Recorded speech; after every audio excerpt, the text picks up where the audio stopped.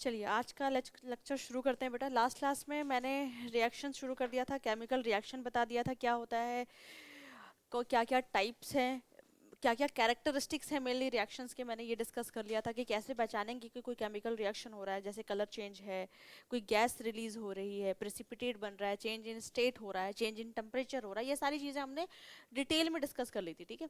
आज का जो पार्ट शुरू होगा वो पार्ट वहीं पे खत्म हो गया। लेक्चर 1 उतना पे खत्म हो जाता है। लेक्चर 2 शुरू होता है। जो आज का मेरा क्लास है वो छोटे से टॉपिक से शुरू होता है, ज़्यादा डिटेलिंग नहीं है, बहुत मज़ेदार टॉपिक है, आपको मज़ा आएगा पढ़कर। तो आज की क्लास शुरू करते हैं होपफुली। एक बार चेक कर लेना यहीं पे मैंने ओवर की थी क्लास, ठीक है। आज की क्लास शुरू करते हैं भाई। आज की क्लास शुरू होगी, एक छोटा सा टॉपिक है लेकिन बहुत इंपॉर्टेंट टॉपिक है, ज़्यादा टाइम नहीं लगेगा, बच्चों को बहुत लास्ट तक इसमें दिक्कत आती है, ठीक है। क्या है टॉपिक का नाम? टॉपिक का नाम है बैलेंसिंग अ केमिकल इक्वेशन, ठीक है। क्लास के कितने बच्चे हैं जो इससे थोड़े से फेमिलियर हैं, पहले जान चुके हैं क्या चीज़ होती है? ठीक है, एक बच्चे ने पता है, ठीक है। बाकी का नहीं पता होगा, ठीक है। 9th से पहले इसके बारे में बातें नहीं होती हैं। हाँ, कहीं कहीं पे हो सकता है किसी टीचर ने, कहीं स्कूल में किसी मैम ने पहले से थोड़ा बहुत बता रखा हो तो बता रखा हो, अदरवाइज इसकी शुरुआत ही 10th में होती है, ठीक है। अच्छा पार्ट है। मेरे टाइम पे इससे काफ़ी क्वेश्चंस आते थे जब मैं 10th दे रही थी, तो उस टाइम पे बहुत डायरेक्ट क्वेश्चन आता था कि balance the following chemical questions. अब इस टाइप के क्वेश्चंस थोड़े कम मिलेंगे, लेकिन हाँ, बैलेंसिंग की अपनी एक अलग इंपॉर्टेंस है चैप्टर के अंदर। अगर कोई भी, अभी करना क्या है, कैसे करना है, वो तो मैं आपको पढ़ाऊंगी ही पढ़ाऊंगी, लेकिन दिमाग में पहली क्लास में दिमाग में ये डाल लीजिए कि जब भी केमिस्ट्री में आप कोई रिएक्शन लिखेंगे, every reaction should be balanced. हर एक रिएक्शन बैलेंस होनी चाहिए। तो अगर मैम बैलेंस नहीं होगा तो क्या होगा? बैलेंस नहीं होगा तो आपके हाफ नंबर कट जाएंगे, नो डाउट, उसमें कटने ही कटने हैं, चाहे आपने रिएक्शन पूरी सही क्यों ना लिखी हो। लेकिन अगर आपने उस रिएक्शन को बैलेंस नहीं किया है तो आपके आधे नंबर टीचर काट लेंगे। ये बोर्ड्स में भी होता है और ये आपके स्कूल में भी यही चीज़ें फॉलो होंगी। तो कोशिश करनी है कि रिएक्शन बैलेंस ही करनी है आपको। अच्छा, बैलेंस करने के हर स्कूल में हर टीचर अपना अलग तरीका, मेथड यूज़ करता है। मैं वो मेथड यूज़ करूंगी जो आपके लिए फास्ट और क्विक होगा, क्योंकि बैलेंसिंग के बहुत तरीके होते हैं, कुछ लेंदी तरीके होते हैं, कुछ छोटे तरीके से भी किया जा सकता है। मैं ऐसे मेथड की तरफ जाना चाहती हूँ जो आप बोर्ड में बैठे हो तो आपको बैलेंसिंग करने के लिए 10-15 मिनट का टाइम वेस्ट ना करना पड़े, क्योंकि इतनी सारी रिएक्शन है। अगर हम एक रिएक्शन पे 10 मिनट टाइम इन्वेस्ट करेंगे तो बाकी रिएक्शन तो फिर हो गया हमारा पेपर। तो जो हो सकता है मेरा मेथड आपको थोड़ा सा टाइम लगे सीखने में, क्योंकि मैम कैसे, फिर आप कहोगे मैम ने कैसे इतनी जल्दी कर दिया, लेकिन हाँ, प्रैक्टिस से आप भी सीख जाओगे। तो बैलेंसिंग में थोड़ा सा टाइम देना होगा, सारी रिएक्शंस बैलेंस होनी चाहिए। और आपके सिलेबस में ज़्यादा टफ बैलेंसिंग नहीं है, जो भी बैलेंसिंग है काफ़ी इजी है और आप बहुत अच्छे तरीके से कर लोगे, ठीक है। 11th-12th में पढ़ोगे तो थोड़ा सा आपको अलग टाइप की बैलेंसिंग मिलेगी, बट 10th तक की बैलेंसिंग काफ़ी इजी और काफ़ी मज़ेदार होती है, ठीक है। चलिए शुरू करते हैं। तो ये था बस इंट्रोडक्टरी पार्ट कि कैसे चीज़ें होती है। देखो, सिखाना बैलेंसिंग है तो थ्योरेटिकल पार्ट से तो कोई लेना देना है नहीं, मैं सीधे एक क्वेश्चंस पे आती हूँ, ठीक है। चलो, एक वर्ड इक्वेशन लिखी हुई है, ठीक है, वर्ड में चीजें लिखी गई हैं। मैंने लिखा है zinc react with sulphuric acid, it react to form zinc sulphate and hydrogen gas. इसको पहले केमिकल इक्वेशन में लिखते हैं, ठीक है। केमिकल इक्वेशन में लिखते हैं, आ जाओ भाई। कैसे लिखेंगे?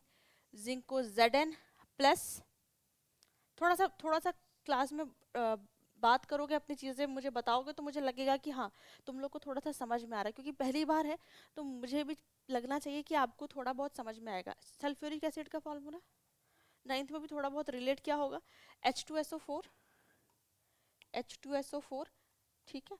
जिंक को रिएक्ट कर दिया H2SO4 के साथ, ठीक है, एक एरो दे दिया मैंने, बन गया क्या? जिंक सल्फेट, ZnSO4, ZnSO4, और साथ ही साथ क्या बन गई? हाइड्रोजन गैस बन गई। ये रिएक्शन मैंने लिख दी, ठीक है। आपको ऐसे एग्जाम में रिएक्शन मिल जाएगी, आपसे कहेगा उसको बैलेंस करके दिखाइए। तो चलिए शुरू करते हैं। देखो, बैलेंसिंग करने के लिए आपको दोनों तरफ इक्वली ध्यान देना है, रिएक्टेंट साइड पे भी ध्यान देना है और प्रोडक्ट साइड पे भी ध्यान देना है। देखो करते कैसे, जब भी बैलेंस करेंगे कोशिश करेंगे पेंसिल के साथ करें, क्योंकि बार बार इरेज करना पड़ेगा आपको। चलिए बिल्कुल बेसिक मेथड से शुरू करते हैं। मैं कोई थ्योरेटिकल पार्ट नहीं कि टेबल बनवा दूं, पहले रिएक्टेंट लिखा दूं, प्रोडक्ट लिखा दूं, नहीं, जैसे सारे लोग यूज करते हैं फास्ट मेथड की तरह सीखेंगे। सबसे पहले रिएक्टेंट साइड पर नजर डालो, कितना जिंक दिख रहा है आपको? एक। प्रोडक्ट पे नजर डालो, हमेशा ऐसे ही करना, पहले एक एलिमेंट को उठाओ, पहले उसको रिएक्टेंट में देखो, फिर उसको प्रोडक्ट में देखो, कितना जिंक दिख रहा है आपको यहाँ पे? कोई दिक्कत नहीं, दोनों बराबर है, ठीक है जी। तो जिंक का तो केस बिल्कुल सिंपल है, उसमें कोई दिक्कत की बात नहीं है, जब यहाँ भी 1 है वहां भी 1 है तो कोई बात ही नहीं है, कोई टेंशन की बात नहीं है, ठीक है। नेक्स्ट नजर डालते हैं हाइड्रोजन पे, कितना हाइड्रोजन दिख रहा है बेटा यहाँ पे? 2। यहाँ पे कितना हाइड्रोजन दिख रहा है? यहाँ भी कोई बात नहीं, बहुत मजेदार बात, ये भी बैलेंस है, कोई दिक्कत नहीं। कितना सल्फर दिख रहा है आपको यहाँ पे? 1, बहुत अच्छी बात है। यहाँ भी कितना सल्फर दिख रहा है आपको? 1। कितना ऑक्सीजन दिख रहा है बेटा? यहाँ भी कितना ऑक्सीजन दिख रहा है? 4। ये रिएक्शन कैसी लग रही है? ऑलरेडी बैलेंस्ड है, कोई चीज अनबैलेंस तो है ही नहीं, इसमें तो कोई दिक्कत ही नहीं है। तो रिएक्शन ऑलरेडी बैलेंस है, तो इसमें करने की कोई जरूरत ही नहीं है आपको कुछ। तो मेक श्योर कि जब भी कोई क्वेश्चन आए तो पहले ये तो देख लो कि वो बैलेंस है या अनबैलेंस रिएक्शन है। तो ये तो बैलेंस है, तो इसको कुछ नहीं करना, इसको एज इट इज कॉपी कर दो, ठीक है। लेकिन कभी कभी रिएक्शंस ऐसी मिलेगी जो बैलेंस नहीं होगी। अच्छा, बैलेंसिंग करते क्यों है? अगर मैं इसके प्रिंसिपल पे बात करूं कि ये किस प्रिंसिपल पे बेस्ड है, तो थोड़ा सा आप रिलेट कर पाओगे क्लास 9th का चैप्टर एटम्स एंड मॉलिक्यूल्स, जिसमें हमने पहला ही लॉ पढ़ा था, लॉ ऑफ कंजर्वेशन ऑफ मास।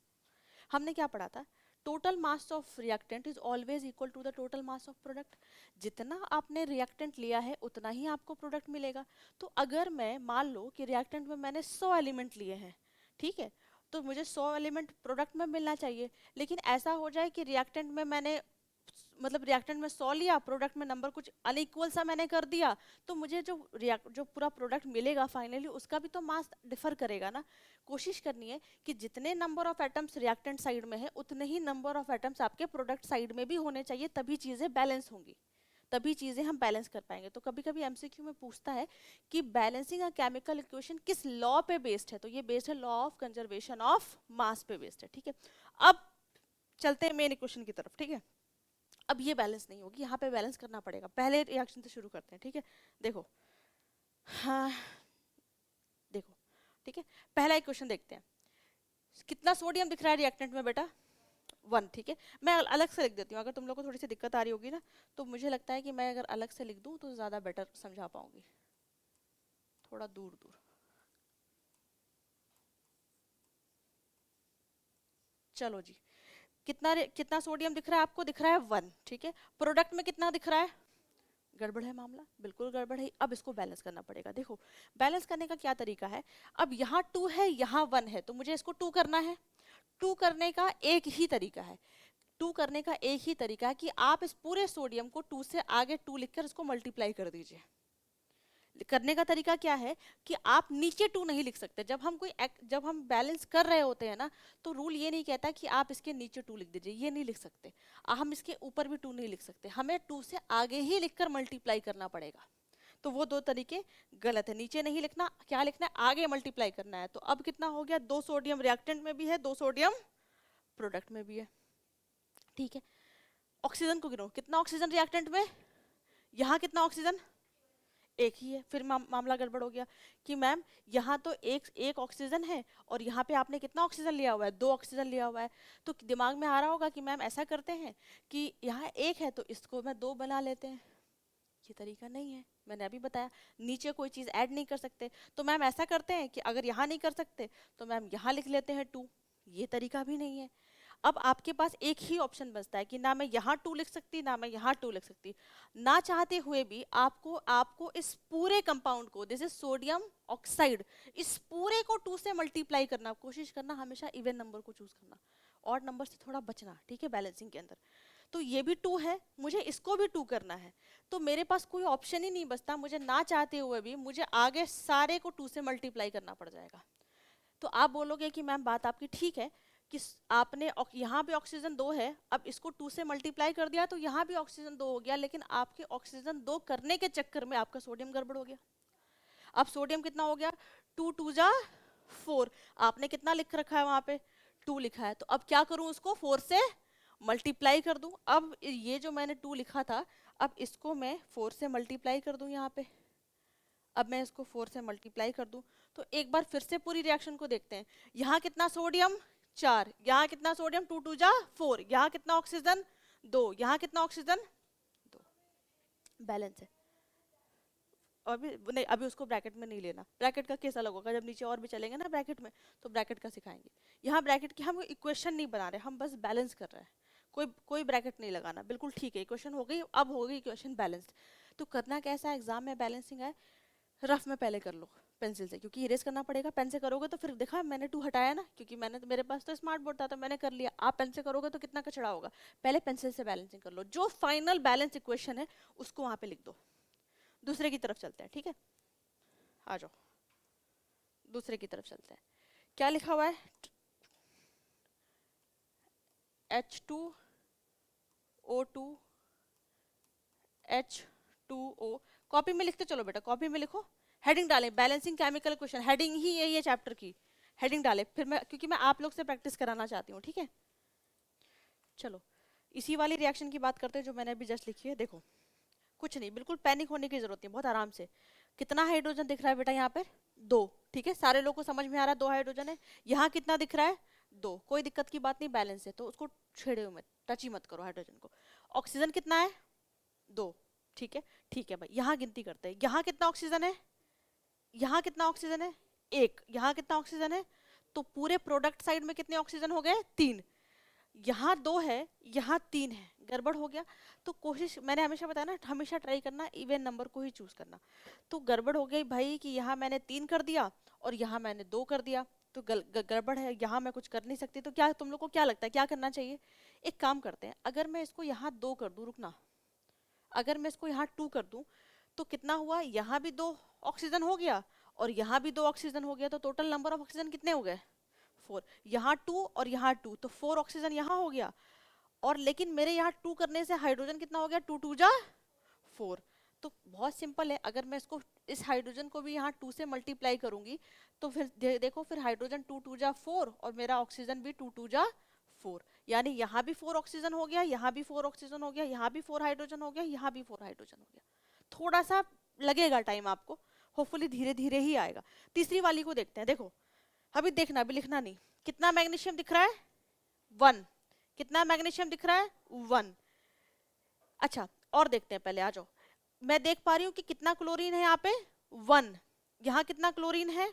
2। तो एक काम करते हैं, सबसे पहले बैलेंस करते हैं क्लोरीन को। यहाँ 2 है, यहाँ 1 है, तो इस पूरे को मल्टीप्लाई कर दूं 2 से, ठीक है। मैंने जैसे ही 2 से मल्टीप्लाई करा तो हाइड्रोजन कितना हो गया? 2 हो गया। मैं यहाँ देख पा रही हूँ कि मेरा हाइड्रोजन ऑलरेडी 2 है, कोई दिक्कत की बात नहीं है। और कुछ बैलेंस करते हैं, नजर डालते हैं ऑक्सीजन की तरफ। कितना ऑक्सीजन है बेटा यहाँ पे? 2 होल ट्वाइस का मतलब है यहाँ ऑक्सीजन भी 2 है और हाइड्रोजन भी 2 है। लेकिन ध्यान से देखो, यहाँ यहाँ इस पूरे कंपाउंड में देखो 2 हाइड्रोजन यहाँ है, 2 हाइड्रोजन यहाँ है और यहाँ भी तो 2 हाइड्रोजन हो गए मेरे। तो टोटल नंबर ऑफ हाइड्रोजन कितने हो गए? 4। यहाँ पे सिर्फ 2 ही है, तो क्यों ना मैं इसको 2 से और मल्टीप्लाई करूं। तो मेरे 2 से मल्टीप्लाई करने से 2 2 जा 4 हाइड्रोजन यहाँ हो गए और 2 ऑक्सीजन यहाँ हो गए, तो रिएक्शन ऑलरेडी बैलेंस हो गई, ठीक है। ये सब रफ में करना है आपको, रफ में करके सिर्फ बैलेंस इक्वेशन वहां लिख लोगे। फिर से समझाऊं एक बार, फिर से बताओ, फिर से समझाऊं? चलो ठीक है, होपफुली ट्राई करो।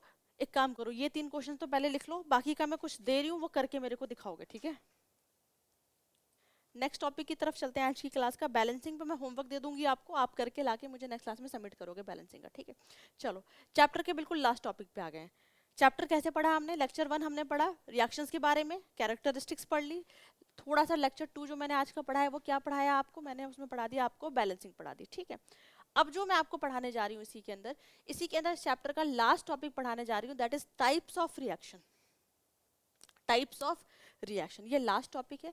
इसके अंदर हम अलग अलग रिएक्शन के टाइप पढ़ने वाले हैं। अभी तक मैंने कभी रिएक्शन के टाइप नहीं बताए। एक एक्सोथर्मिक इंडोथर्मिक मैंने बताया था, लेकिन वो भी मैंने कैरेक्टरिस्टिक्स में बताया था, चेंज इन टेम्परेचर में, कोई टाइप नहीं बताया था। लेकिन अब मैं पढ़ाऊंगी आपको टाइप। शुरू, जो सबसे पहला टाइप आपके सामने आता है दैट इज कॉम्बिनेशन रिएक्शन, ठीक है। दैट इज पहला है सबसे इजी कॉम्बिनेशन रिएक्शन। छोटी क्लास में पढ़कर आए होंगे, ऑफ कोर्स ये कहीं ना कहीं जरूर दिखाओगा आपको। यहाँ भी वही है, बट थोड़े से रिएक्शन और बढ़ गए हैं यहाँ पे, ठीक है। कॉम्बिनेशन को समझो, जैसा इसका नाम है ना बेटा कंबाइन करना, वैसा ही इसकी प्रॉपर्टी भी है। कैसे समझेंगे? मान लीजिए आपके पास ए एक रिएक्टेंट है और बी एक रिएक्टेंट है। एक से ज्यादा रिएक्टेंट है, एक से ज्यादा रिएक्टेंट है, और भी हो सकते हैं, 10 हो सकते हैं, 12 हो सकते हैं, 5 हो सकते हैं, 6 हो सकते हैं, कितने भी रिएक्टेंट हो सकते हैं। अगर एक से ज्यादा रिएक्टेंट यानी मल्टीपल रिएक्टेंट्स रिएक्ट करेंगे, कंबाइन करेंगे, और एज अ रिजल्टेंट मुझे एक सिंगल प्रोडक्ट देखने को मिल रहा है। देखो ये एक सिंगल प्रोडक्ट है कि नहीं? ये एक सिंगल प्रोडक्ट है कि नहीं? तो मैं बोलूंगी कि रिएक्शन कैसी है? कॉम्बिनेशन रिएक्शन है। इसका मतलब अगर बहुत सारे रिएक्टेंट हो, कितने भी हों, लेकिन सब रिएक्शन करने के बाद कोई एक ही प्रोडक्ट दे रहे होंगे तो उसे हम कॉम्बिनेशन रिएक्शन बोलते हैं। मतलब सारे के सारे क्या हो गए, कंबाइन हो गए। बड़ा इजी सा बेस्ट एग्जांपल देखो, कार्बन प्लस ऑक्सीजन एक से ज्यादा रिएक्टेंट है, एक सिंगल प्रोडक्ट है, type of a combination reaction. Hydrogen plus oxygen एक से ज्यादा रिएक्टेंट है, कंबाइन हो गए, water, combination reaction.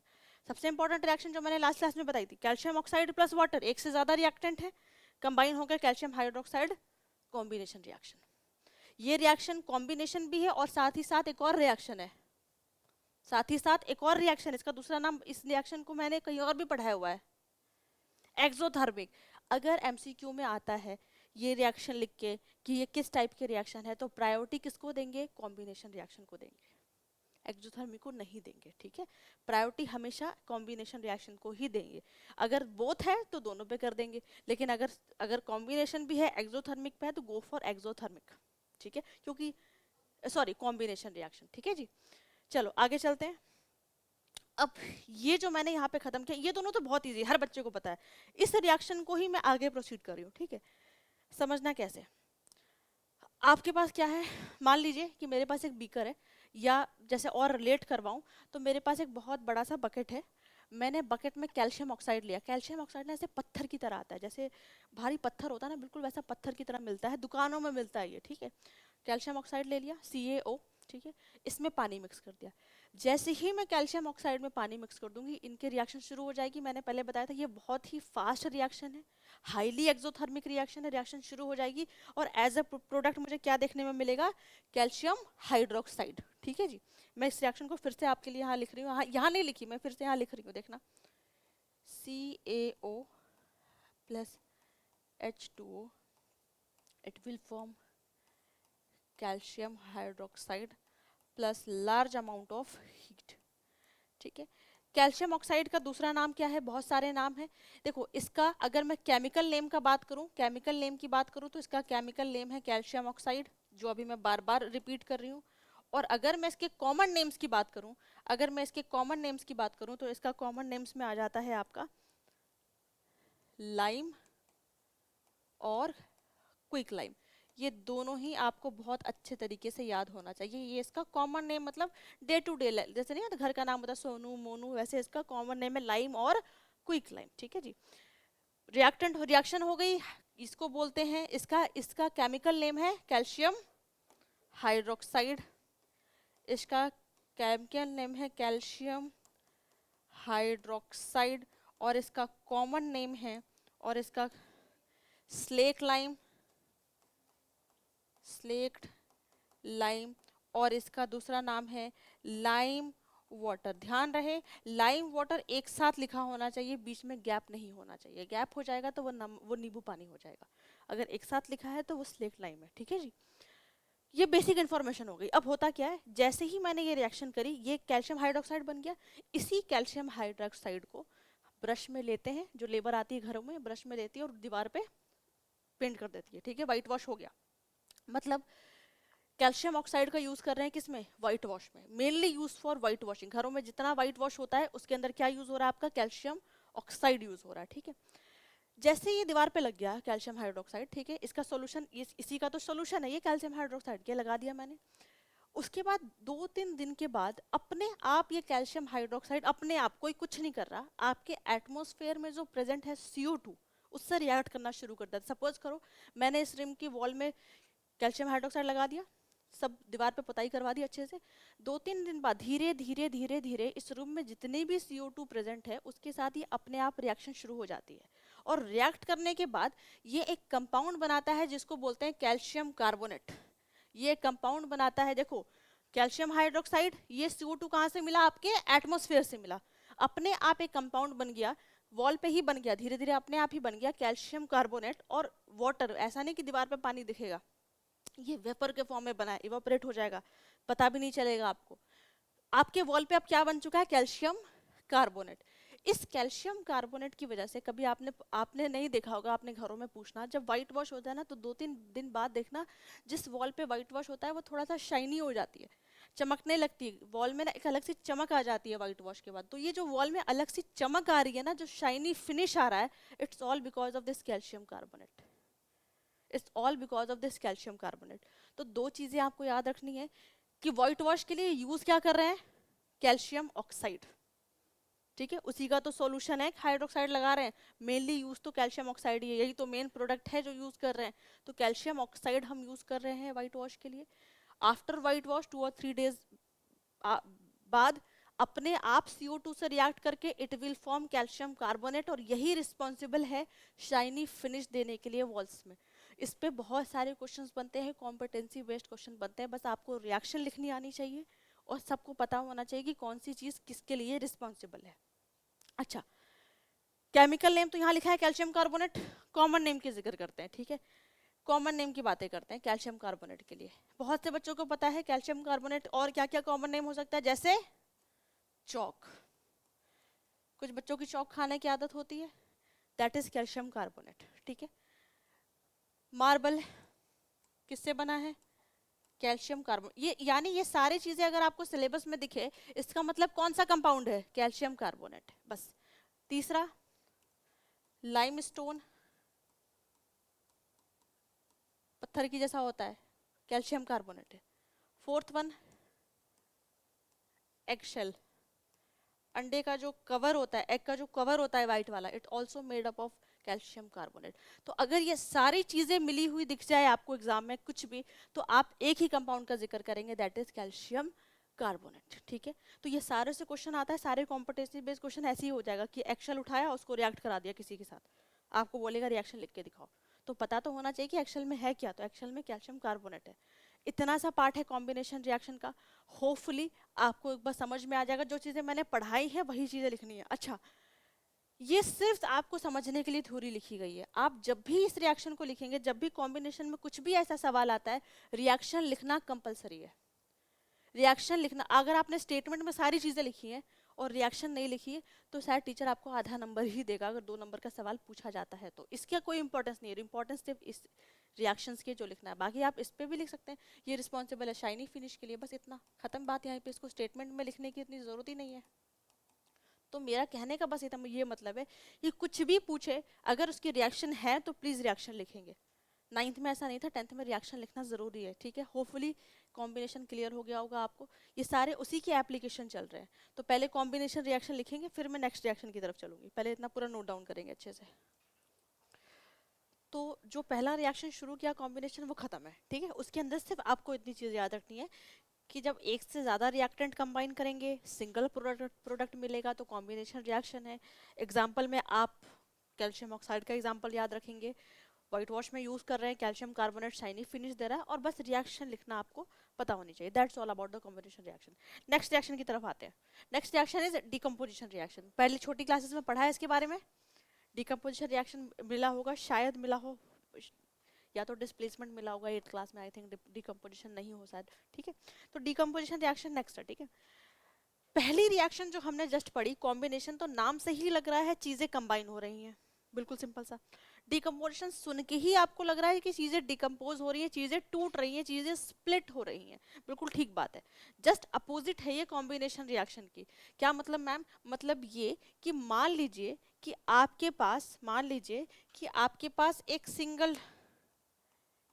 Single reactant है AB, ठीक है, एक ही रिएक्टेंट है आपके पास, और यही रिएक्टेंट आगे जाने के बाद स्प्लिट हो गया, यानी भाई इनमें कोई झगड़ा हो गया, कुछ भी हो गया, तो A अलग हो गया और B अलग हो गया, यानी ये डिकम्पोज हो गए, अलग अलग हो गए। इसी को बोलते हैं decomposition reaction, just opposite of combination reaction. Combination में मल्टीपल रिएक्टेंट थे, सिंगल प्रोडक्ट दे रहे थे, यहाँ पर सिंगल रिएक्टेंट है और मल्टीपल प्रोडक्ट आपको मिल सकता है, ठीक है। अब किसी चीज को तोड़ रहे हैं बेटा, तो तोड़ना इतना आसान नहीं होता भाई, किसी की भी दोस्ती तोड़ने में भी ना बहुत एफर्ट लगता है, बहुत दिन आग लगाओ, बहुत दिन मतलब कुछ तिगड़म लगाने पड़ते हैं जब कहीं जाके किसी की फ्रेंडशिप टूटती है। तो सेम यहाँ भी वैसा ही है कि अगर आपको किसी चीज को डिकम्पोज करना है तो इतना ईजी नहीं है, आपको थोड़े एफर्ट करने पड़ेंगे। कॉम्बिनेशन में दोस्ती होने में टाइम नहीं लगता, चीज़ें बहुत जल्दी कंबाइन हो जाती है, ठीक है। जिससे आपके दिमाग मिलते हैं, आपके थोड़े से होता है ना कि हमारी थिंकिंग मैच कर रही है, तो होता कि ठीक है मेरे टाइप का है, बातें बन रही हैं। तो कॉम्बिनेशन में ज़्यादा मेहनत नहीं है, बट डिकम्पोजिशन में टाइम लग रहा है। आपको थोड़े एफर्ट करने पड़ेंगे डिकम्पोजिशन रिएक्शन में। तो एफर्ट कैसे कर सकते हैं भाई? 3 तरीकों से कर सकते हैं। किसी चीज़ को तोड़ने के लिए सबसे ईजी, सबसे बेस्ट वे है कि भाई उसको हीट कर दो। ठीक है, जो आपको तोड़ना है, जो आपको स्प्लिट करना है, जिसको डिकम्पोज करना है, उसको हीट कर दो, वो टूट जाएगा, अलग हो जाएगा। पहला स्टेप ये हो गया। दूसरा स्टेप कि भाई अगर आपको किसी चीज़ को तोड़ना है तो आप उसको लाइट से तोड़ो, या तो उसको सनलाइट में रख दो, या तो उसको नॉर्मल रूम लाइट में रख दो, बल्ब के नीचे रख दो, ट्यूबलाइट के नीचे रख दो, तो वो भी स्प्लिट हो जाएगा। देखो, तो ये दूसरा तरीका है। तीसरा डेंजरस तरीका है कि भाई किसी से ना टूट रहा हो, इतनी जल्दी चीज़ें नहीं टूट रही हैं, तो उन्हें बिजली का झटका देके तोड़ेंगे, यानी इलेक्ट्रिसिटी की मदद से तोड़ेंगे। तो ये 3 तरीके हैं जिससे हम डिकम्पोजिशन कर सकते हैं। ठीक है, अब तीनों के नाम अलग अलग हैं, मैंने तो बड़ा सिंपल में आपको पढ़ा दिया। अब नेक्स्ट देखिए, आ जाइए। अगर किसी चीज़ को, अगर किसी भी कंपाउंड को हीट की मदद से तोड़ेंगे, अगर किसी भी कंपाउंड को हीट करके तोड़ेंगे, तो उसे हम केमिस्ट्री में बोलते हैं, उस प्रोसेस को बोलते हैं thermal decomposition reaction. Thermal decomposition reaction. ठीक है, मेरा रिएक्शन लिखने का तरीका कुछ ऐसा है, आप ऐसा नहीं लिखेंगे। ठीक है, आप फुल फॉर्म लिखेंगे रिएक्शन का। ठीक है, अगर किसी चीज को लाइट की मदद से तोड़ेंगे, पहले थर्मल का मतलब समझते हैं। हीट का मतलब है थर्मल, दोनों वाइस वर्सा। ठीक है, मतलब एक जैसे ही है। हीट बोल लो, थर्मल बोल लो, एक ही चीज है। डिकम्पोजिशन का मतलब है तोड़ रहा है, थर्मल डिकम्पोजिशन रिएक्शन, या इसको बोलते हैं थर्मोलिसिस भी बोलते हैं, एक और नाम है इसका, या हम इसको थर्मोलिसिस भी बोलते हैं। ठीक है, थर्मो का मतलब हो गया हीट, और लिसिस का मतलब होता है तोड़ना। ठीक है, तो ये भी बोल सकते हैं। लाइट, इसको हम बोलते हैं फोटोलिटिक डिकम्पोजिशन रिएक्शन। ठीक है, फोटो का मतलब होता है लाइट, लिटिक का मतलब वही लाइसिस से तोड़ना। तो लाइट की मदद से तोड़ रहे हैं तो उसे हम फोटोलिटिक डिकम्पोजिशन रिएक्शन बोलेंगे। हीट की मदद से तोड़ रहे हैं तो उसे हम थर्मल डिकम्पोजिशन रिएक्शन या थर्मोलिटिक डिकम्पोजिशन भी बोल सकते हैं, थर्मोलिसिस भी बोल सकते हैं। ठीक है, इसे हम फोटोलिसिस भी बोल सकते हैं। नेक्स्ट, अगर किसी चीज को इलेक्ट्रिसिटी की मदद से तोड़ेंगे तो उसे हम इलेक्ट्रोलिटिक या इलेक्ट्रोलाइसिस भी बोल सकते हैं। ठीक है, तो यह इलेक्ट्रोलिटिक डिकम्पोजिशन रिएक्शन। नाम याद हो गया? नाम में तो कुछ नहीं है, बस नाम से ही चीज़ें क्लियर हो जाएंगी। तो ये इनके स्पेशलाइज्ड नाम है जो हम यूज करेंगे पूरे चैप्टर में, कि give an example of thermal decomposition reaction, give an example of photolytic decomposition reaction, give an example of electrolytic decomposition reaction. तीनों की डिटेलिंग है आपके सिलेबस में, तीनों ही डिटेल में पढ़ना है। तो पहले से शुरू करते हैं, अलग अलग रिएक्शन से शुरू करते हैं। पहला है चीज़ों को हीट करके तोड़ेंगे। ठीक है, पहला यही पढ़ा है मैंने, नाम है थर्मल डिकम्पोजिशन रिएक्शन। ठीक है जी, 3 ही है आपके सिलेबस में। बहुत ध्यान से पूरी स्लाइड, इतनी ज़्यादा इंपॉर्टेंट है कि शायद मैं लिखते लिखते थक जाऊँ, लेकिन इसकी इंपॉर्टेंस कम नहीं होगी, इतनी इंपॉर्टेंट स्लाइड है पूरे चैप्टर की। ठीक है, चलिए शुरू करते हैं। पहला है heating of calcium carbonate.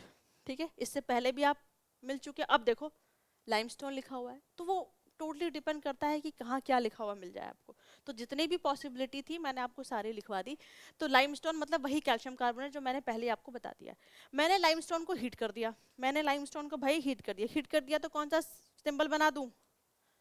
Triangle का सिंबल एक अच्छा सा बना दूं। तो हीट कर दिया तो मेरा बन गया कैल्शियम ऑक्साइड, क्विक लाइम, और मेरा निकल गई CO2 गैस। बड़ा सिंपल सा है, डिकम्पोजिशन हो गया। सिंगल रिएक्टेंट मल्टीपल प्रोडक्ट, बिल्कुल रूल फॉलो हो रहा है, डिकम्पोजिशन पड़ रहा है। इसके अंदर कुछ भी खास नहीं है, बहुत इजी सा रिएक्शन है। ठीक है, अच्छा अगर मैं पूछूं कि ये जो गैस निकली CO2 गैस, इसको देखो जब ये रिएक्शन किसी ने करी होगी, अभी तो मैं पढ़, देखो हम लोग कितने लकी हैं कि सारी चीज़ें हो चुकी है, हमें तो बस पढ़ना है। जिसने ये रिएक्शन करी होगी पहली टाइम, तो उसे तो पता नहीं होगा कि ये कौन सी गैस है, कोई कलर थोड़ी ना कुछ खास निकल रही है उस, तो किसी तरीके से पता तो क्या होगा ना कि ये गैस कौन सी रिलीज हो रही है। तो अगर कोई आपसे पूछे कि CO2 गैस को कैसे डिटेक्ट करेंगे कि वो CO2 गैस है, कोई बता सकता है? हाइड्रोजन गैस सारे बच्चों को पता होगा। अगर हाइड्रोजन गैस रिलीज होती है तो कैसे पता चलता है? उस एक ये तो ज़रूर पढ़ा होगा, ये मैं मान ही नहीं सकती, या तो आप लोग भूल चुके हैं, लेकिन ये ज़रूर पढ़ा होगा कि अगर हाइड्रोजन गैस आपको पहचाननी है कि कोई गैस रिलीज हो रही है और मुझे पता नहीं है कि वो कौन सी है, तो आप एक मैच स्टिक ले लीजिए, जलती हुई, बर्निंग स्प्लिंटर बोलते हैं, लेके जाइए। और जैसे ही आप जो भी टेस्ट ट्यूब से एक्सपेरिमेंट हो रहा होगा उसके पास जैसे ही मैच स्टिक लेके जाएंगे तो उसमें पॉप साउंड आएगा। पॉप पॉप करके एक साउंड निकलेगा। तो हाइड्रोजन गैस का कैरेक्टरिस्टिक प्रॉपर्टी है पॉप साउंड। पूरे केमिस्ट्री में आपको कभी भी पॉप साउंड मिल जाए, इसका मतलब आंख बंद करके गैस का नाम लिख दीजिए हाइड्रोजन। बहुत सिंपल तरीके से बता रही हूँ, बार बार मिलेगा, हर बार केमिस्ट्री में मिलेगा। पॉप साउंड का मतलब कौन सी गैस? Hydrogen gas. वैसे ही CO2 को कैसे डिटेक्ट करेंगे? नहीं पता। नहीं पता तो कोई बात नहीं, आगे पढ़ेंगे सेकंड चैप्टर में, लेकिन इतना जान लेंगे। कहीं ये नहीं पढ़ा it turns lime water milky? नहीं पढ़ा। छोटी क्लास में 8th में है यार, ये CO2 के डिटेक्शन है, ऑफ कोर्स है ये, ठीक है, कोई बात नहीं। डिटेक्ट कैसे करेंगे थोड़ा सा पढ़ो, नहीं ढूंढ पाए तो एसिड बेस चैप्टर में पूरी डिटेलिंग है इसकी, ठीक है। तो यहाँ पे मैंने इसको होल्ड कर दिया, आपके लिए कुछ ढूंढ के आओ, सारी गैस का देख के आओ। हाइड्रोजन को कैसे पता करेंगे, CO2 को कैसे पता करेंगे, ऑक्सीजन को कैसे पता करेंगे, तीनों गैस का मेनली जो इंपॉर्टेंट गैस है पढ़ के आओ, कैसे डिटेक्ट करेंगे, ठीक है। इसके अंदर कुछ नहीं, बड़ा सिंपल सा रिएक्शन आपको याद हो जाएगा, ठीक है। आ जाइए, नेक्स्ट है हीटिंग ऑफ फेरस सल्फेट। ये बहुत इंपॉर्टेंट रिएक्शन है, आ जाओ। हीटिंग ऑफ फेरस सल्फेट, देखो FeSO4, इसको पहचानने में कोई दिक्कत? कोई दिक्कत नहीं, इसका नाम है फेरस सल्फेट, ठीक है। फेरस सल्फेट, देखो वो जो रिएक्शन लिखी है ना NCERT में भी ऐसी लिखी है, ठीक है, लेकिन ये रिएक्शन इनकम्प्लीट लिखी हुई है, मैं अच्छे से समझाती हूँ। FeSO4 जो है ना बेटा, उसका एक्चुअल जो फॉर्मूला है वो है FeSO4.7H2। ये क्या बवंडर लिख दिया आपने, एक्चुअली में वो ऐसा ही है, ठीक है। FeSO4 के कंपाउंड में 7 वाटर के मॉलिक्यूल अटैच्ड है। सेकेंड चैप्टर है एसिड बेसिस एंड सॉल्ट्स, उसमें एक छोटा सा टॉपिक है वाटर ऑफ क्रिस्टलाइजेशन, जो हम पढ़ेंगे 10th में ही, ठीक है। फिलहाल इस अभी तो सिलेबस में है नहीं, इस चैप्टर में तो है नहीं, लेकिन यहाँ पे उसका कंपाउंड आ गया है तो मुझे थोड़ा सा आपको बताना पड़ेगा। आप बस ये समझ लीजिए कि FeSO4 कुछ ऐसा है, FeSO4 कुछ ऐसा है, और इसके अगल बगल 7 वाटर के मॉलिक्यूल इससे अटैच है, 1 2 3 4 5 6 7, कुछ ऐसे इससे वाटर के 7 मॉलिक्यूल्स अटैच हैं, और इसी को बोलते हैं वाटर ऑफ क्रिस्टलाइजेशन।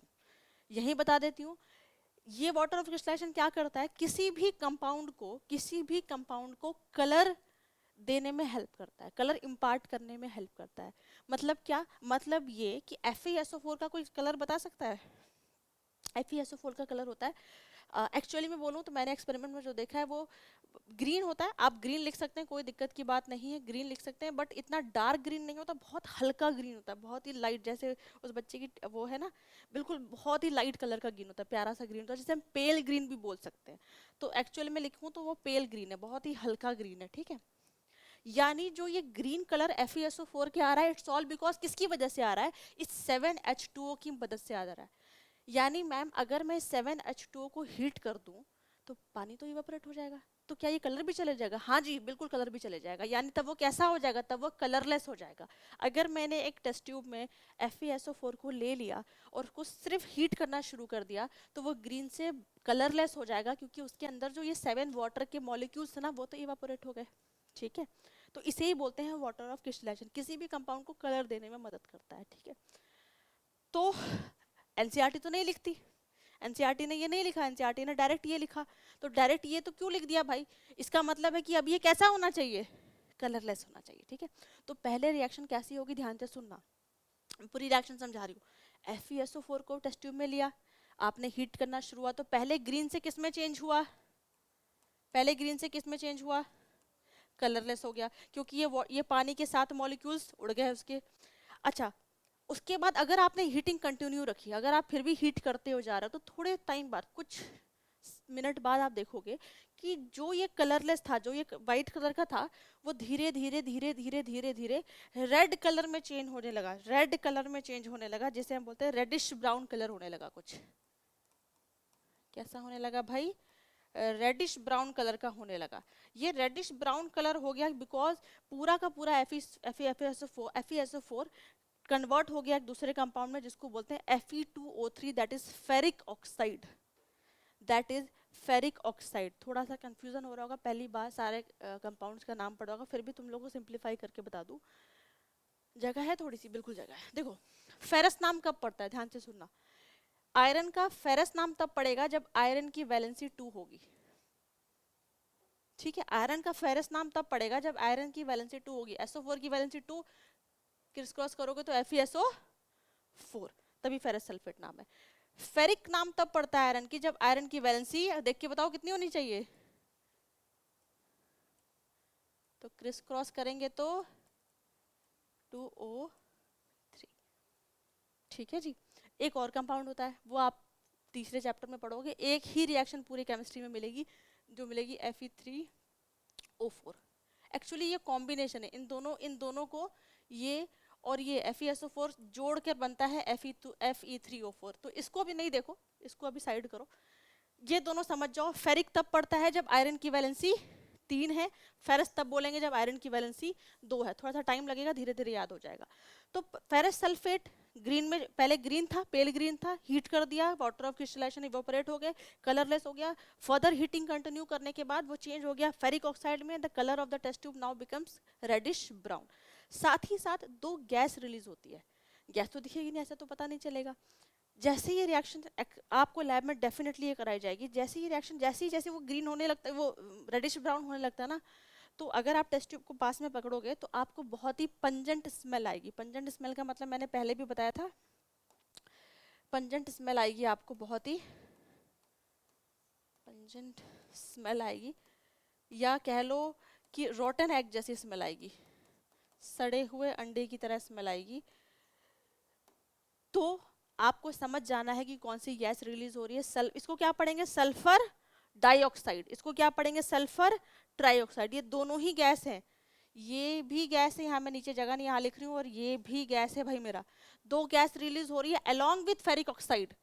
लेकिन सल्फर डाइऑक्साइड जो गैस है उसकी प्रॉपर्टी ये है कि वो बहुत ही गंदा स्मेल करता है, बहुत ही पंजेंट, मतलब बहुत ही घटिया स्मेल करता है, साथ ही साथ सड़े हुए अंडे की तरह उसकी स्मेल आती है। तो इस रिएक्शन की कैरेक्टरिस्टिक्स प्रॉपर्टी है ये सारी चीजें। आपको डायरेक्ट रिएक्शन नहीं पूछेगा कि right the reaction of ferrous sulphate, ये सारी केस स्टडी के क्वेश्चन है कि कंपाउंड एक्स है जो ग्रीन है फिर व्हाइट में चेंज हो गया, और उसकी कैरेक्टरिस्टिक प्रॉपर्टी है कि during the reaction reddish brown चीज का दूसरा कंपाउंड मिला along with pungent smelling gas. तो समझ जाना है कौन सी रिएक्शन की बातें हो रही है, इस रिएक्शन की बातें हो रही हैं। तो ये सारी कैरेक्टरिस्टिक प्रॉपर्टी याद रखना है कि ग्रीन से पहले व्हाइट में चेंज हुआ, व्हाइट से फिर रेडिश ब्राउन में चेंज हुआ, और गैस की वजह से, SO2 गैस की वजह से रोटन एग या पंजेंट स्मेलिंग आपको देखने को मिलेगी। तो ये भी थर्मल डिकम्पोजिशन है, सिंगल रिएक्टेंट मल्टीपल प्रोडक्ट्स। ठीक है जी। Last, heating of lead nitrate. मैंने क्या ले लिया भाई, लेड नाइट्रेट, ठीक है, वही वाला PbNO3 वाला जो प्रेसिपिटेट वाला था। ये है कलरलेस, पहले दिखा दिया था। लेड नाइट्रेट को लिया, हीट करना शुरू कर दिया, लेड नाइट्रेट को लिया, हीट करना शुरू हुआ, तो बन गया आपका लेड ऑक्साइड। ठीक है, बन गया आपका lead oxide. Lead oxide yellow colour का होता है, लेड आयोडाइड नहीं है, ध्यान रहे, ये लेड ऑक्साइड है, ठीक है, कंफ्यूजन नहीं करना है। ये लेड ऑक्साइड भी बेटा कैसा होता है, ये येलो कलर का होगा, ठीक है। और यहाँ भी दो गैस दिख रही है आपको, कौन कौन सी गैस दिख रही है, नाइट्रोजन डाइऑक्साइड और साथ ही साथ ऑक्सीजन गैस दिख रही है। अब इस रिएक्शन की भी कैरेक्टरिस्टिक प्रॉपर्टी देखो, पहले वो कलरलेस था, टेस्ट ट्यूब में आपने व्हाइट पाउडर ले लिया लेड नाइट्रेट का, उसको थोड़ा सा हीट करना शुरू किया, जैसे जैसे हीट किया, थोड़ा और हीट किया, तो धीरे धीरे लेड नाइट्रेट थोड़ा सा लाइट पेल येलो कलर में चेंज होने लगा, यानी वो ये बता रहा है कि लेड ऑक्साइड बन गया है। ठीक है जी। अच्छा, साथ ही साथ थोड़ी देर में आप देखेंगे जाना, एक्चुअली मैंने ना यहाँ पे वीडियो लगाई थी, बट प्रॉब्लम क्या है कि इस पे वीडियो चलेगी नहीं, ये PDF है, ठीक है, PDF पे वीडियो नहीं चलती है, वरना मैं आपको वीडियो दिखाती, अभी पावर पॉइंट पे दिखाऊंगी, मेरे पास होगा इसका, तो मैं आपको दिखाऊंगी। थोड़ी देर में ना टेस्ट ट्यूब येलो होने लगता है धीरे धीरे, साथ ही साथ उसमें ब्राउन फ्यूम्स निकलती हैं, जैसे धुआं की तरह निकलेगी, लाइट ब्राउन कलर की फ्यूम्स। तो ब्राउन फ्यूम्स ये बताता है कि इसमें जो गैस रिलीज हो रही है that is NO2। Nitrogen dioxide की कैरेक्टरिस्टिक प्रॉपर्टी क्या है, ये ब्राउन फ्यूम्स की तरह निकलता है, ब्राउन फ्यूम्स। तो कभी क्वेश्चन में ये आ जाए कि कोई कंपाउंड X है जो कलरलेस है, उसको थर्मल डिकम्पोजिशन करा दिया, येलो कंपाउंड बन गया अलोंग विथ ब्राउन फ्यूम्स, तो आंख बंद करके आपको लेड नाइट्रेट की रिएक्शन लिख देनी है। सारी चीजें याद रख, जितनी चीजें मैंने बताई है ये कोई चीजें आपको भूलनी नहीं है। कलर, पूरी केमिस्ट्री कलर चेंज पे डिपेंड है। देखो कुछ बड़ा थ्योरी नहीं है, लेकिन सारी कलर चेंज है, किसकी प्रॉपर्टी क्या है, कोई कैसा, पूरी 10th की केमिस्ट्री इसी पे चलेगी, आने वाले सारे चैप्टर्स। ठीक है, तो सब धीरे धीरे याद करके रखना है, नोट्स बनाते जाना है। तो this is all about thermal decomposition reaction. Rotten x, pungent smelling, sulphur dioxide, ठीक है। ब्राउन फ्यूम्स, नाइट्रोजन डाइऑक्साइड, बहुत बार बता दूं, जब भी टेस्ट लूंगी ये सारे क्वेश्चन जरूर पूछूंगी, अभी बता दिया मैंने। रिएक्शन लिखनी है, रिएक्शन को समझना है, ठीक है। CO2 गैस आप देख कर आओगे कि कैसे पता करेंगे, वैसे मैंने बता दिया it turns lime water milky, तो देख कर आएंगे कैसे पता करेंगे। तो ये हो गई ऑल अबाउट थर्मल डिकम्पोजिशन। एक और बता दूं फिर लिखवा दूंगी, ठीक है। नेक्स्ट आ जाओ, हीट का खत्म, हीट का काम तमाम, तीन ही आपके सिलेबस में था, तीनों बता दिया मैंने, ठीक है। नेक्स्ट है अब लाइट एनर्जी से तोड़ेंगे, फोटोलिसिस। फोटो मतलब लाइट, लिसिस मतलब तोड़ना, ठीक है। मेनली जो आपके सिलेबस में बता रहा है वो सनलाइट की बता रहा है, यानी आपके पास दो कंपाउंड है, सिल्वर क्लोराइड और सिल्वर ब्रोमाइड, दो ही कंपाउंड आपके गिवन है, दो ही कंपाउंड आपको पढ़ना है, दो ही कंपाउंड के बारे में याद रखना है। सिल्वर क्लोराइड और सिल्वर ब्रोमाइड एक, उसको क्या बोलते हैं, चाइना डिश, एक लैब का एक होता है, छोटा सा प्लेट की तरह दिखता है, चाइना डिश बोलो, पेट्री डिश बोलो, छोटी सी डिश होती है, लैब में मिलेगा आपको। उसमें आप थोड़ा सा सिल्वर क्लोराइड या सिल्वर ब्रोमाइड रख लो और जाके बस धूप में रख दो, सनलाइट में रख दो। अच्छा रूम में भी रख सकते हैं, कोई दिक्कत नहीं है, बल्ब वगैरह में भी रख सकते हैं, लेकिन एनसीईआरटी में सनलाइट बोली है तो इसलिए मैं सनलाइट के बारे में ही आपको बता रही हूँ। तो आपने उसको सनलाइट में रख दिया, दोनों को सनलाइट में रख दिया, एक सिंगल रिएक्टेंट है, देख पा रहे होगे। तो जैसे ही आप सनलाइट में रख दोगे तो वो टूटना शुरू हो जाएगा, यानी सिल्वर अलग हो जाएगा, क्लोरीन गैस अलग हो जाएगी। Same again with bromide, silver अलग हो जाएगा, ब्रोमीन गैस अलग हो जाएगी। This reaction is known as photolytic decomposition because sunlight की प्रेजेंस में हो रहा है। कलर चेंज की बातें करते हैं, आ जाओ। सिल्वर क्लोराइड, सच बताऊं तो ये आपका जो है ये बिल्कुल कलरलेस टाइप का ही है, तो यहाँ पे आप कलरलेस लिख दो, कोई दिक्कत की बात नहीं है, ठीक है। सिल्वर ब्रोमाइड जो है आपका, ये भी दोनों ही कलरलेस में आ जाएगा, कुछ खास कलर नहीं होता इसका, ठीक है। सिल्वर जो है इसको लिखते हैं बुक में ग्रेइश वाइट बल्लू, ग्रेइश वाइट हो जाएगा, ठीक है। सिल्वर ऐसा ही तो दिखेगा ना, ग्रेइश वाइट का तरह ही तो दिखेगा सिल्वर, तो सिल्वर हो गया ग्रेइश वाइट, ठीक है। क्लोरीन गैस जब निकलती है तो थोड़ा येलोइश ग्रीन टाइप में निकलेगी, तो इसका कैरेक्टरिस्टिक प्रॉपर्टी है येलोइश ग्रीन होगा, ये येलोइश ग्रीन, ठीक है। सेम यहाँ भी ग्रेइश वाइट, ये भी सिल्वर है तो ये भी ग्रेइश वाइट हो जाएगा, ठीक है। अच्छा bromine gas red brown, reddish brown बोल लो या रेड ब्राउन बोल लो, जैसे ईटे का कलर होता है वैसा कुछ दिखता है ये गैस, ठीक है। तो ये कैरेक्टरिस्टिक प्रॉपर्टी है, तो कभी भी एग्जाम में पूछे कि कोई कंपाउंड एक्स है वाई है, इन फोटोलिटिक डिकम्पोजिशन रिएक्शन वो सिल्वर ग्रेइश वाइट हो गया या रेड ब्राउन गैस निकल के या येलोइश ग्रीन निकल गया, इसका मतलब वो फोटोलिटिक डिकम्पोजिशन, सनलाइट का मतलब फोटोलिटिक डिकम्पोजिशन रिएक्शन के बारे में बातें हो रही हैं, ठीक है। इन दोनों कंपाउंड का यूज, सिल्वर क्लोराइड और सिल्वर ब्रोमाइड का एक यूज है, अभी तो नहीं, पुराने टाइम पे जो फोटोग्राफी वगैरह हुई थी, जब फिल्म नहीं बनती फोटोग्राफी की, पुराने टाइम पे देखा होगा जब बहुत पहले, अब तो कौन लेता है वो फिल्म से, तो उस फिल्म में कोटिंग चढ़ती थी सिल्वर क्लोराइड और सिल्वर ब्रोमाइड की, बहुत पहले के टाइम में। तो सिल्वर क्लोराइड और सिल्वर ब्रोमाइड का यूज करते हैं हम ब्लैक एंड व्हाइट फोटोग्राफी में, ठीक है। वो जो चीजें होती है इसमें, एक वो जो फोटोग्राफ्स होते हैं उसके अंदर हम इसकी कोटिंग लगाते हैं, ठीक है, वो यूज करते होंगे इसको, तो ये इसका एप्लीकेशन है। तो कभी भी पूछा जाए कि कोई कंपाउंड है जिसको ब्लैक एंड व्हाइट फोटोग्राफी में यूज कर रहे हैं, तो सिल्वर क्लोराइड और सिल्वर ब्रोमाइड के बारे में बातें हो रही है और ये रिएक्शन आपको लिखनी है। एक चीज और, एक क्वेश्चन और पूछता है कॉम्पिटेंसी बेस्ड क्वेश्चन में कि हम सिल्वर क्लोराइड और सिल्वर ब्रोमाइड को डार्क कलर्ड बॉटल्स में क्यों स्टोर करते हैं, जल्दी बताओ। हाँ, ताकि उस पर लाइट का इफेक्ट ना हो और वो डिकम्पोज ना हो जाए, वरना सिल्वर अलग हो जाएगा और क्लोरीन गैस अलग हो जाएगी। तो ऐसे कुछ क्वेश्चंस आपको मिल सकते हैं, ठीक है। तो दो पार्ट हमने कर लिया, इतना पहले लिखो क्योंकि काफी कुछ हो जाएगा, लास्ट का इलेक्ट्रोलाइटिक मैं आपको थोड़ी देर में बता दूंगी। तो आपने जहां से लिखना कॉम्बिनेशन लिखा था, इसके बाद से ये लिखना शुरू करेंगे, ठीक है। नेक्स्ट डिकम्पोजिशन की बातें करते हैं, ठीक है, लास्ट, ठीक है। देखो हीट वाला पढ़ लिया, उसके अंदर 3 पढ़ लिया, लाइट वाले में आपने 2 ही पढ़ा, बड़ा सिंपल सिंपल सा, सिल्वर क्लोराइड और सिल्वर ब्रोमाइड, नाम सुनते ही आपको फोटोलिटिक में दिमाग लगा लेना है।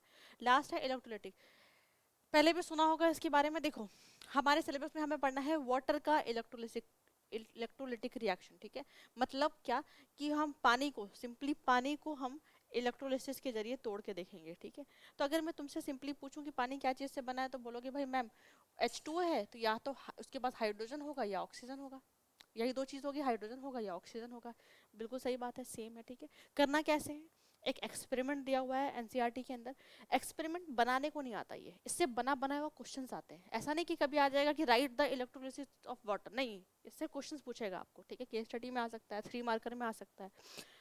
एक एक्सपेरिमेंट कैसे किया गया, देखो एक प्लास्टिक का मग ले लिया, ठीक है जी, इसके अंदर मैंने इलेक्ट्रोड लगा दिए, इलेक्ट्रोड्स होते हैं ना, जो इलेक्ट्रोड्स लगा दिए जो ग्राफाइट के बने हुए हैं। Graphite is a good conductor of electricity, तो मैंने इलेक्ट्रोड्स लगा लिया जो कैसे हैं, ग्राफाइट के बने हुए हैं, ठीक है। और इन इलेक्ट्रोड्स पे जो टेस्ट ट्यूब होती है उसको उल्टा लगाया हुआ है, तुम देख रहे हो टेस्ट ट्यूब कैसी लगी हो, उल्टी लगी हुई है, ठीक है। तो मैंने उल्टा इसको टेस्ट ट्यूब लगा दिया है। उसके बाद मैंने इसको बैटरी वगैरह से अच्छे से कनेक्ट कर दिया, ठीक है। क्योंकि मुझे इलेक्ट्रिसिटी यूज करना है तो मैंने बैटरी लगा दिया। अब बहुत क्लास के साथ ऑलमोस्ट बच्चों को ये पता होगा कि जो बैटरी का पॉजिटिव टर्मिनल है उसे हम बोलते हैं एनोड, और बैटरी का जो नेगेटिव टर्मिनल है उसे हम बोलते हैं कैथोड, ठीक है। तो ये चीजें सारी चीजें आपको पता होंगी, ठीक है। मुझे लेना है पानी, पानी को तोड़ के देखना है मुझे, तो पानी तो ले ही लेंगे, मैंने प्लास्टिक के मग में पानी भर लिया। अलोंग विथ पानी मुझे थोड़ा सा एसिड भी लेना, जैसे यहाँ देखोगे ना लिखा हुआ है एसिडिफाइड वाटर, मतलब इस पानी में, इस H2O में मैंने थोड़ा सा एसिड ले लिया है, H2SO4। क्यों लिया है? क्योंकि पानी ऑलरेडी देखो गुड कंडक्टर है, लेकिन इतना अच्छा नहीं है, वो बहुत ज़्यादा इलेक्ट्रिसिटी कंडक्ट नहीं करता वो पानी। तो मुझे चाहिए कि मुझे तो इलेक्ट्रोलिसिस ही कर रहे हैं, अच्छी खासी इलेक्ट्रिसिटी चाहिए, तो मुझे पानी को थोड़ा और कंडक्टिविटी बढ़ानी है उस पानी की, तो मैं उसमें एसिड डाल दूंगी थोड़ा सा, क्योंकि एसिड बना होता है आयन से, H+ आयन से। तो आयन से मुझे पता है आयंस क्या होते हैं, गुड कंडक्टर होते हैं इलेक्ट्रिसिटी के। तो मैंने पानी में थोड़ा सा एसिड डाल दिया, तो उसे ही हम बोलते हैं एसिडिफाइड वाटर। तो कोई पूछेगा क्यों लिया, सिर्फ कंडक्टिविटी बढ़ाने के लिए, बस, और कुछ रीजन नहीं है, ठीक है। ऑन कर दिया स्विच, ऑन कर दिया मैंने स्विच, रिएक्शन चालू हो जाएगी, ठीक है। जैसे रिएक्शन चालू हो गई मैंने देखा कि ये दोनों ही टेस्ट ट्यूब्स पे बबल्स निकलने लगे। आप देख पा रहे होगे ये सारे बबल्स बन रहे हैं, देखो यहाँ भी बबल्स बन रहे हैं, यहाँ भी बबल्स बन रहे हैं। तो देखा ये गया कि दोनों ही टेस्ट ट्यूब पे एनोड पे भी बबल्स निकलने, मतलब ऐसे गैस बन के निकलने लगेगी। मतलब ये तो उल्टा है, बट सारी अंदर तुम्हें दिखेगी, यहाँ से तो बाहर नहीं निकलेगा, लेकिन यहाँ पे भी आपको गैस की सारी चीजें दिखेंगी कि अच्छा बबल्स निकल रही है, यानी गैस फॉर्म हो रही है यहाँ पे। अब समझते हैं, देखो कैसे।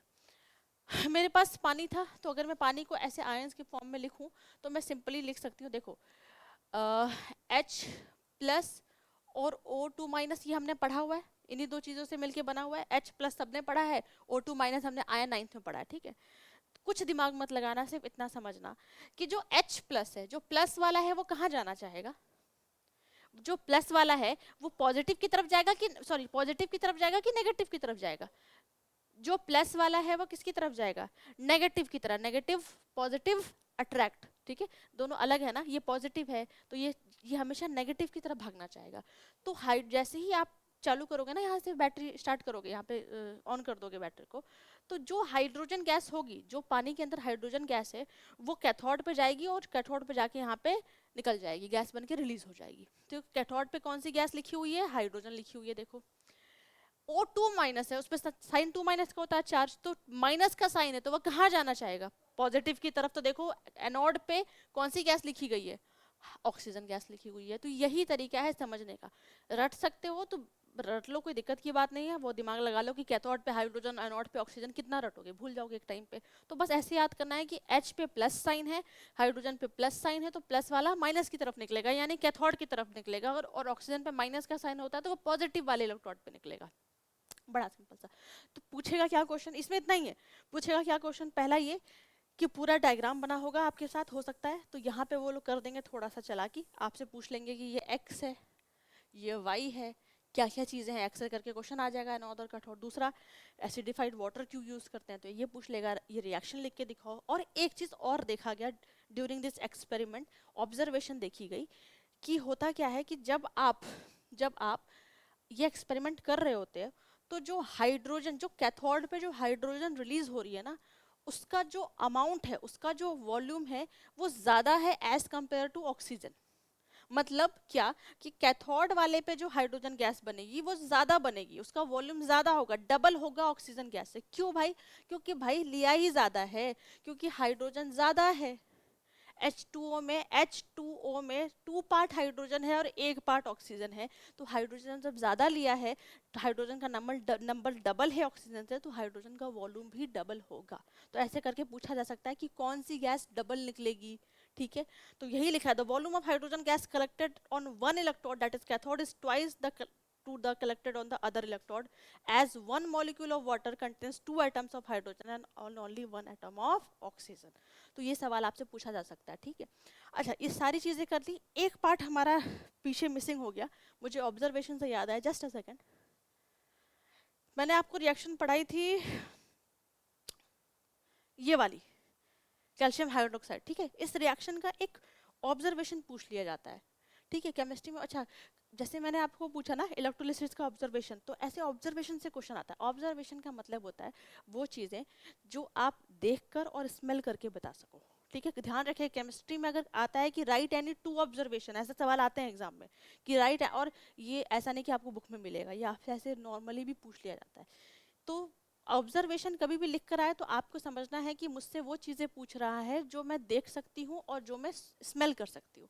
तो जैसे इतने सारे मैंने बताए, कलर चेंज देख सकते हो तो ये ऑब्जर्वेशन है, स्मेल कर सकते हो कि पंजेंट है, ब्राउन फ्यूम्स है, तो ये भी आपकी ऑब्जर्वेशन हो गई। सेम वैसा ही इसकी भी ऑब्जर्वेशन आपके सिलेबस में पूछा जाता है कि जब जब कैल्शियम ऑक्साइड को वाटर के साथ रिएक्ट करते हैं तो क्या ऑब्जर्वेशन हो सकती है during the formation of slake lime observation, write to observation in the formation of slake lime, ऐसे क्वेश्चन आता है, ठीक है। 2 या 3 ऑब्जर्वेशन, तो मैं आपको 2-3 ऑब्जर्वेशन बताती हूँ, कोई स्लाइड मुझे खाली मिल जाए। हाँ जी, देखो, पहला तो रिएक्शन कैसी है, बहुत ही हाईली एक्सोथर्मिक है, आप देख सकते हो, ठीक है। रिएक्शन कैसी है, हाईली एक्सोथर्मिक है, आप टच कर सकते हो वो बीकर जिसमें ये रिएक्शन हो रही है, ये ऑब्जर्वेशन अभी लिखवाऊंगी, ठीक है। तो पहला क्या, तो बीकर को टच करोगे बहुत गर्म मिलेगा। दूसरा, आप देख सकते हो विग्रस रिएक्शन हो रही है, बहुत ही फास्ट रेट में हो रही होगी, बहुत तेजी से रिएक्शन आपको देखने को मिलेगी, बहुत तेज, जैसे ही आप डालना शुरू हो जाओगे रिएक्शन तुरंत देखने को मिल जाएगी, इतना सामने से देखने को मिल जाएगी।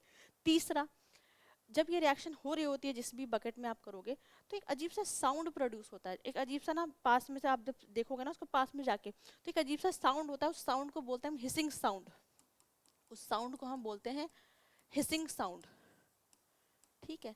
क्यों प्रोड्यूस हो रहा है ये आपके जानने की चीज नहीं है उतनी, लेकिन फिर भी बता देती हूँ। तो पहले तो मैं ऑब्जर्वेशन बता दूं, 3 ऑब्जर्वेशन मैंने बताई कि हाईली एक्सोथर्मिक है, टच करोगे तो गर्म लगेगा आपको बीकर। दूसरा, बहुत ही विग्रस रिएक्शन है, बहुत फास्ट स्पीड में होगा।